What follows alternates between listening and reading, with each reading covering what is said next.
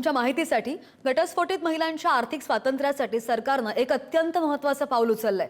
आता फक्त विधवा किंवा वृद्ध व्यक्तींनाच नाही तर घटस्फोटित महिलांना सुद्धा सरकार दरमहा पेन्शन देणार आहे।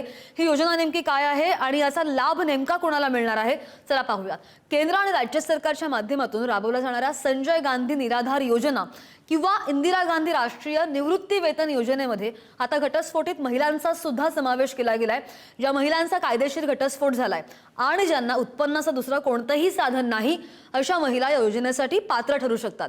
या पेन्शनसाठी काही महत्त्वाच्या अटी सुद्धा आहेत, जसं की पहिलं म्हणजे अर्जदार महिलेचं वय किमान 18 ते 65 वर्षांच्या दरम्यान असायला पाहिजे। दुसरी महत्त्वाची गोष्ट म्हणजे उत्पन्न, वार्षिक उत्पन्न जे असेल या महिलेचं ठराविक मर्यादेपेक्षा साधारणतः 1,20,000 या इतक्या रकमेपेक्षा कमी असावं। महत्त्वाचं म्हणजे या महिलेला पतीकडून कोणतीही पोटगी मिळत नसावी।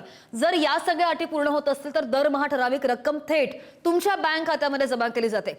यासाठी तुम्हाला काही कागदपत्रांची गरज पडते। कोटाचा घटस्फोटाचा डिक्री ऑर्डर, उत्पन्नाचा दाखला, आधार कार्ड, बँक पासबुक आणि रेशन कार्ड तुम्ही जवळच्या कोणत्याही तहसील कार्यालयामध्ये किंवा मग सेतू केंद्रांवर जाऊन यासाठी अर्ज करू शकता। ही माहिती गरजू महिलांपर्यंत नक्की पोहोचवा। शिकूया AI ची क्रांती, चला करूया MSCIT।